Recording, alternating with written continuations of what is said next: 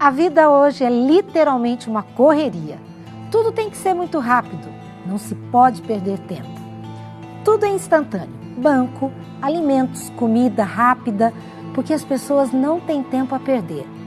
Em média, o trabalhador gasta 8 minutos para almoçar. Essa correria desenfreada leva à ansiedade e ao estresse. Não tenho tempo, tempo é dinheiro. Você já ouviu isso? E você já disse isso? Esta é a série Princípios. No programa de hoje, Fernando Iglesias vai apresentar a solução para a prevenção e a cura do estresse. Você acredita que existe cura para o estresse? Então, continue conosco. O Está Escrito está apenas começando.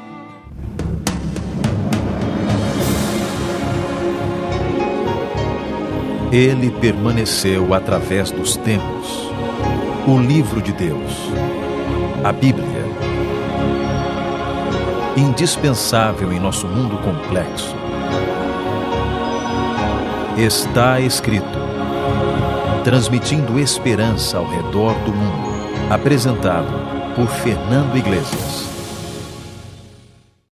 Todos os dias ele deixava primeiro a filha de 9 anos na escola, o bebê de 1 ano e 3 meses no berçário e a mulher no metrô para ir ao trabalho.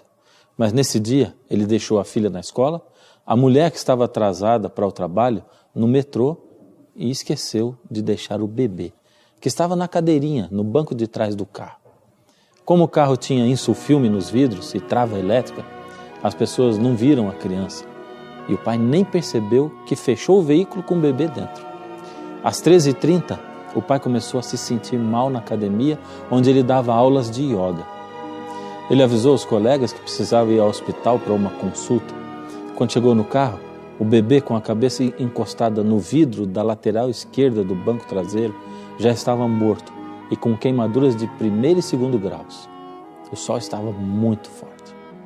À tarde, já no 20º distrito, no Tucuruvi, bairro de São Paulo, capital, a esposa tentou consolar o marido. Você sempre foi um bom pai, foi uma fatalidade. O pai, que chorava desesperado, comoveu até os policiais. A polícia, que não prendeu, fez um boletim de ocorrência de homicídio culposo, e vai apurar o caso em inquérito. Em seu relatório, a ONU chamou o estresse mal do século. O trânsito é o campeão de causa do estresse. Algumas profissões também, como professor, por exemplo. Até a vida doméstica contribui naturalmente para que nós sejamos vítimas desse sufoco que transforma a nossa cabeça em uma panela de pressão. Deus sabia que isso ia acontecer. Por isso ele estabeleceu o ciclo semanal de 6 dias de trabalho por 1 dia de descanso, com o objetivo de dar uma pausa que milagrosamente restaura a gente. Por isso, em Êxodo 20, verso 10, Deus disse: mas o 7º dia é o sábado do Senhor teu Deus. Não farás nenhum trabalho, nem tu, nem teu filho, nem tua filha, nem o teu servo, nem a tua serva, nem o teu animal, nem o forasteiro das tuas portas para dentro. O texto é claro, nesse dia ninguém deveria trabalhar, nem o empregado, nem o escravo, nem o filho do escravo. Isso indica que o sábado foi ordenado também para mostrar compaixão pelas criaturas indefesas e os necessitados. Veja só o comentário de Deus, explicando a razão para a guarda do sábado, o 4º mandamento. Êxodo 23, verso 12. 6 dias farás a tua obra, mas ao 7º dia descansarás, para que descanse o teu boi e o teu jumento, e para que tome alento o filho da tua serva e o forasteiro. Percebeu só como Deus protege até os animais com o sábado?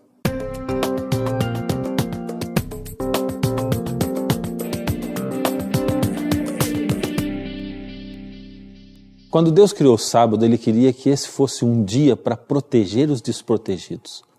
Deus sabia que com a entrada do pecado nesse mundo, as pessoas se tornariam cada vez mais egoístas, gananciosas. Deus sabia que o homem só pensaria em ganhar dinheiro, que para isso iria até abusar dos seus empregados. Por isso Deus cuidou para que um dos mandamentos atendesse a essa necessidade. O tempo foi passando e as pessoas se afastando cada vez mais de Deus. Até o povo de Israel, depois de passar 400 anos no Egito, se misturou com o povo do Egito. tomou para si os seus costumes, os seus deuses, suas crenças. Eles deixaram de lado tudo o que eles haviam aprendido de Deus. E isso teve um preço. Custou a liberdade deles. Eles se afastaram de Deus e se tornaram escravos. Mas alguns permaneceram fiéis. Se lembravam de Deus, clamavam a Deus. Então Deus enviou Moisés para tirar o povo do Egito. Finalmente, Deus anuncia ao povo que à noite haveria uma libertação. Deus iria realizar um ato de libertação maravilhoso. Então ele aproveita para lembrar ao povo de que a libertação final do ser humano de seus pecados seria através da cruz de Jesus, que ainda nasceria no mundo e morreria por toda a humanidade. Então Deus apresenta mais um motivo para guardar o sábado. Está em Deuteronômio 5,15. Porque te lembrarás que foste servo na terra do Egito, e que o Senhor teu Deus te tirou dali com mão poderosa e braço estendido, pelo que o Senhor teu Deus te ordenou que guardasse o dia de sábado. Em cada sábado, Israel deveria lembrar que o seu Deus é um Deus libertador. Finalmente, Deus anuncia ao povo que à noite haveria uma libertação. Deus iria realizar um ato de libertação maravilhoso. Então ele aproveita para lembrar ao povo de que a libertação final do ser humano de seus pecados seria através da cruz de Jesus, que ainda nasceria no mundo e morreria por toda a humanidade. Durante aqueles 400 anos de escravidão no Egito, o povo de Deus não havia guardado o sábado. Agora, livres, voltaram a guardar. Mas com o tempo eles começaram a perder o verdadeiro objetivo do sábado. O sábado, que tinha sido criado por Deus para a nossa libertação, começou a virar um martírio para aquelas pessoas. Tentavam guardar o sábado para se salvar. Não se lembravam de que a salvação é de graça. Tentavam comprar a salvação guardando o sábado e a lei. Então começaram a inventar regras em cima de regras. Transformaram os 10 mandamentos em 610 mandamentos. Algumas pessoas hoje ainda tentam comprar salvação através de obras que praticam. Uns fazendo promessas difíceis de serem pagas. Outros tentando se comportar bem nessa vida, fazer caridade, tentando se comportar bem aqui para quem sabe talvez numa outra encarnação, como imaginam, poderem ter uma vida melhor. Tudo isso é salvação pelas obras, mas Jesus nos dá salvação de graça. Quer ver algumas regras que eles inventaram naquela época? Por exemplo, como o mandamento pedia que não se trabalhasse no sábado, e cortar grama é um tipo de trabalho, então eles inventaram que não se podia caminhar na grama no dia de sábado, porque se por acaso o pé cortasse sem querer um pouquinho de grama, a pessoa teria trabalhado no dia de sábado. Carregar coisas, fazer frete, descarregar cargas, tudo isso também é um tipo de trabalho.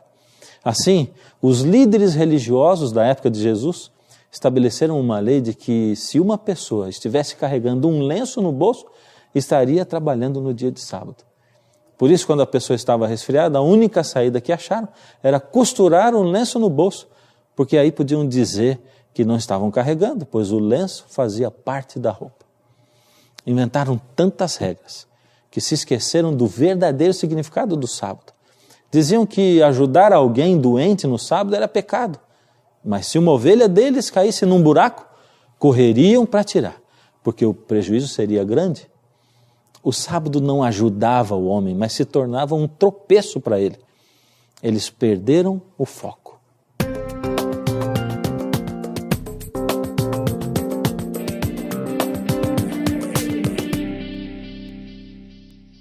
Então vem Jesus, o Criador do sábado, o Senhor do sábado. Jesus veio para ensinar o verdadeiro significado do sábado. Jesus começa a restaurar o sábado que ele havia criado. Jesus sai a encontrar os desprotegidos para restaurar e proteger no dia de sábado. Ele encontra um homem com a mão aleijada e o cura na frente dos críticos e cura num dia de sábado. Mateus 12, 9 até o verso 12 diz: Jesus, tendo partido dali, entrou na sinagoga. E eles então, com o intuito de acusá-lo, perguntaram a Jesus: é lícito curar no sábado? Ao que lhes respondeu: qual dentre vós será o homem que, tendo uma ovelha, e num sábado essa cair na cova, não fará todo o esforço tirando-a dali. Ora, quanto mais vale um homem do que uma ovelha? Logo, é lícito nos sábados fazer o bem. Jesus continua o seu ministério restaurando o sábado. Ele usa o sábado para libertar o cativo.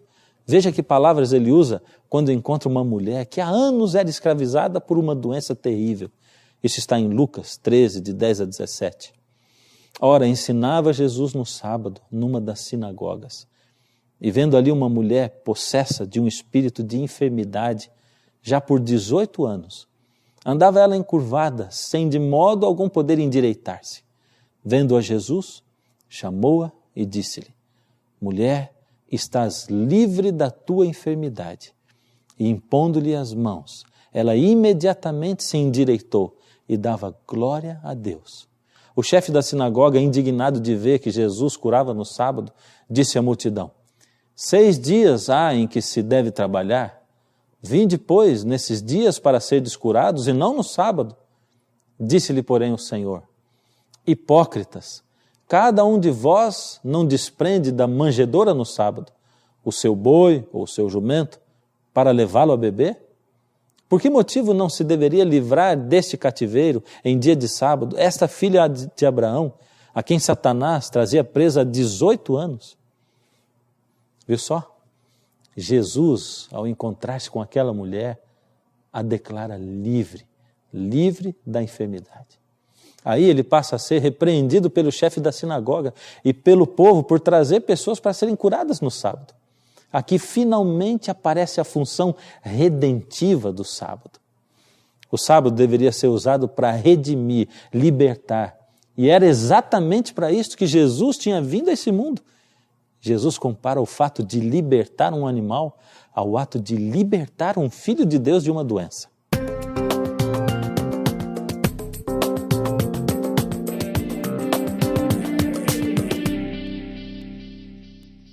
O fato de Jesus libertar no sábado nos confirma a sua função como Messias. Lucas 4,18 confirma que Jesus veio proclamar liberdade aos cativos. Temos nas curas de Jesus aos sábados não apenas atos de amor, compaixão e graça, mas verdadeiros atos sabáticos, ou seja, atos que realmente cumprem o objetivo para o qual Jesus mesmo criou o sábado. Jesus guardava o sábado da Bíblia, não o sábado dos líderes religiosos da sua época, as regras e as invenções dos fariseus. É por isso que eles o criticavam e diziam que Jesus não guardava o sábado. Veja só essa declaração que está em João, capítulo 5, versos 16 a 18. E perseguiam a Jesus porque fazia essas coisas no sábado. Mas ele lhes disse: meu Pai trabalha até agora e eu trabalho também. Por isso, pois, ainda mais procuravam matá-lo, porque não somente violava o sábado, mas também dizia que Deus era seu próprio Pai, fazendo-se igual a Deus. Eles, os líderes religiosos do tempo de Jesus, os críticos, diziam que Jesus trabalhava no sábado, e ele trabalhava mesmo. Mas que tipo de trabalho Jesus fazia nos sábados? Ele ia à sinagoga, à igreja da época. Lucas 4,16 diz: indo para Nazaré, onde fora criado, entrou no sábado na sinagoga, segundo o seu costume, e levantou-se para ler. Jesus também passeava em meio à natureza. Mateus 12,1 diz: e aconteceu que, passando ele num sábado pelos campos, os seus discípulos, tendo fome, caminhando, começaram a colher espigas e a comer. Uma observação: colheram apenas para comer. Igual a pegar frutas num pomar, se alimentar. Jesus também fazia visitas no dia de sábado. Lucas 14,1 diz: aconteceu que no sábado, ao entrar na casa de um fariseu para comer pão, diante dele estava um homem enfermo. O curou e o despediu. Jesus também utilizava o sábado para curar. Muitos milagres de Jesus foram feitos no sábado. A cura da sogra de Pedro, que está em Marcos 1, 21 e 29. A cura do paralítico, de João 5, 9. O cego de nascença, João 9, 14. O homem da mão paralisada, Marcos 3, 3. E muitos outros. Isso demonstra que o dia de sábado É dia especial para receber as bênçãos de Deus, para abençoar aos outros também. Porque o próprio Deus abençoou o dia de sábado. De nenhum outro dia se diz, abençoou Deus, como está escrito em Gênesis 2:3. Jesus não guardava as normas absurdas dos fariseus, ele guardava os princípios que ele mesmo estabeleceu na criação. Mas por isso, os fariseus o acusavam de violar o sábado. Mas Jesus diz, na cara deles, que eles é que não guardavam o sábado. Marcos 7:8 diz, e disse-lhes ainda, jeitosamente rejeitais o mandamento de Deus para guardardes a vossa própria tradição. Em Marcos 2:27 está escrito o seguinte, o sábado foi estabelecido por causa do homem, e não o homem por causa do sábado. De um lado estão os fariseus dizendo que Jesus não guardava o sábado. De outro está Jesus dizendo que os fariseus é que não guardavam o sábado da maneira certa.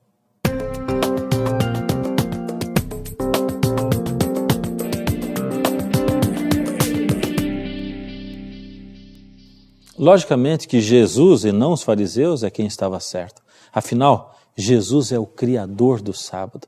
Foi Ele quem criou o sábado para nós, seres humanos. Mas e você? Como você pode se sentir abençoado pelo sábado na sua vida, na sua casa? Lá na minha casa, o sábado era dia de ir à igreja. Minha mãe sempre deixava a melhor roupinha preparada desde a sexta-feira, porque, de acordo com a Bíblia, a sexta-feira é chamada o dia da preparação.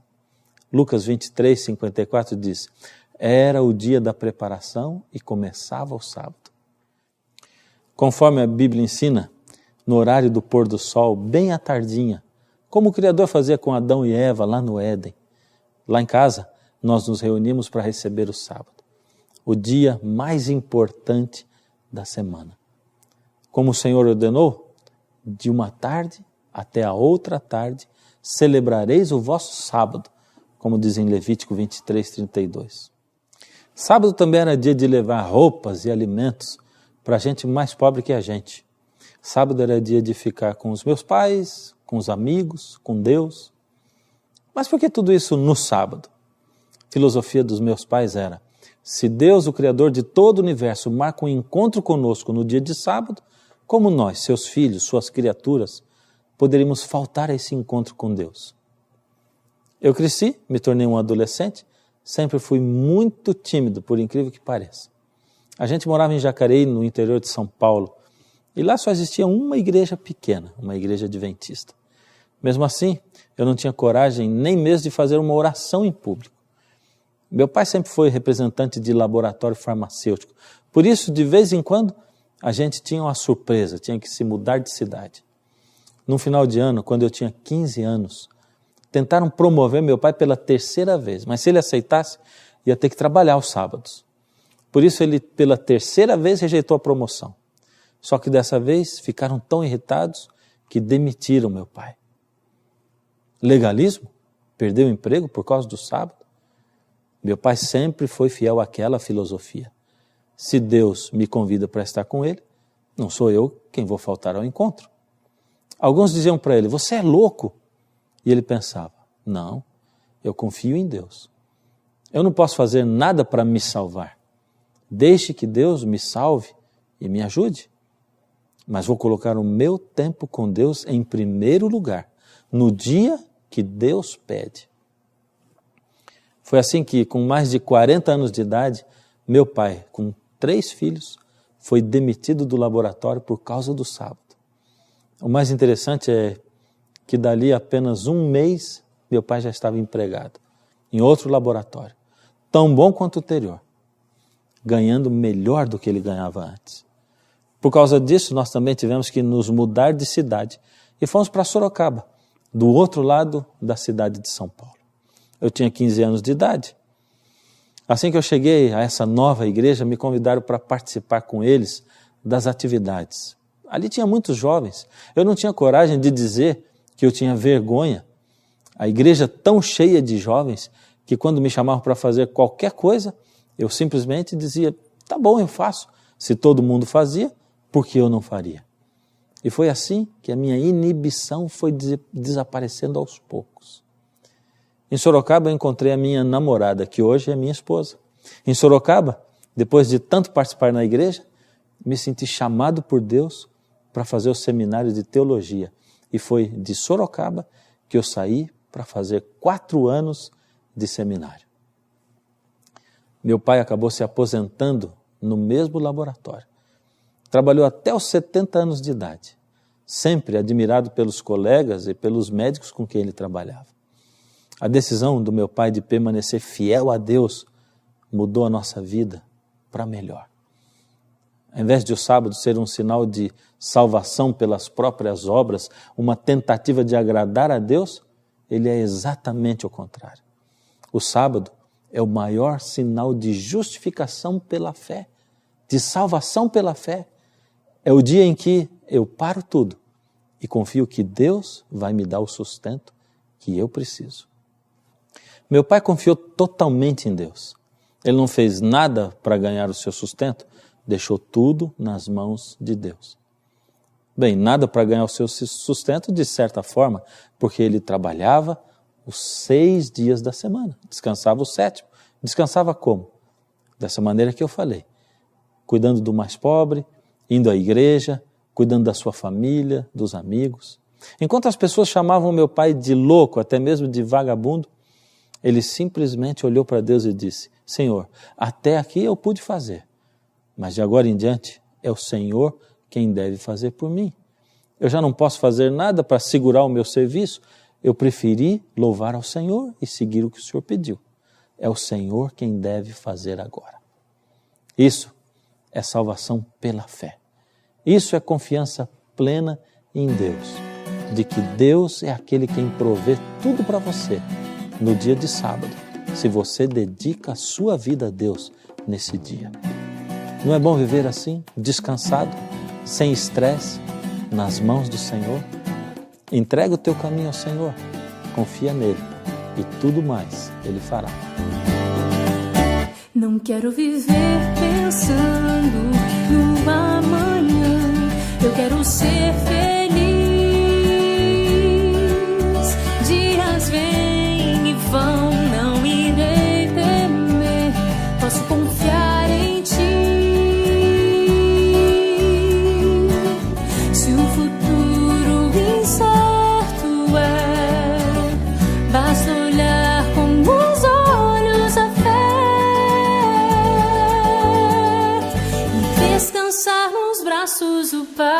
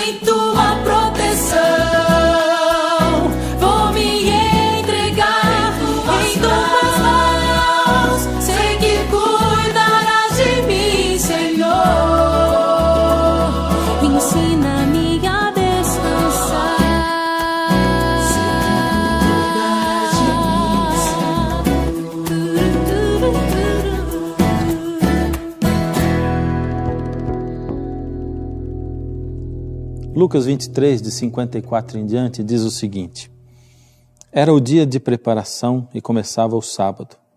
As mulheres que tinham vindo da Galiléia com Jesus, seguindo, viram o túmulo e como o corpo fora ali depositado. Então se retiraram para preparar aromas e bálsamos. E no sábado descansaram segundo o mandamento.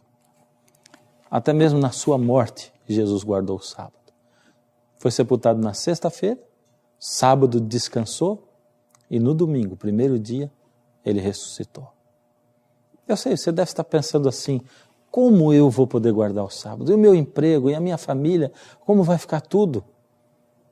Mas sabe, a palavra de Deus convida você para colocar sobre Deus toda a sua ansiedade, toda a sua dúvida. Ela diz: lançando sobre Ele toda a vossa ansiedade, porque Ele tem cuidado de vós.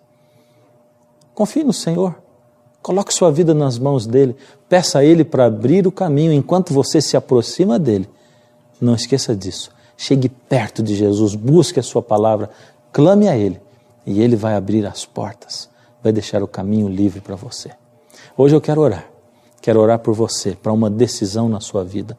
A decisão não de guardar o sábado, mas a decisão de se colocar nas mãos de Deus para que Ele abençoe você a guardar o sábado. Abra os caminhos, as portas. Então incline a sua cabeça e vamos orar ao Senhor. Deus amado, colocamos essa vida nas suas mãos, Senhor. O Senhor conhece o coração sincero que está aí. O Senhor conhece essa vida. Por isso, Senhor, toca esse coração.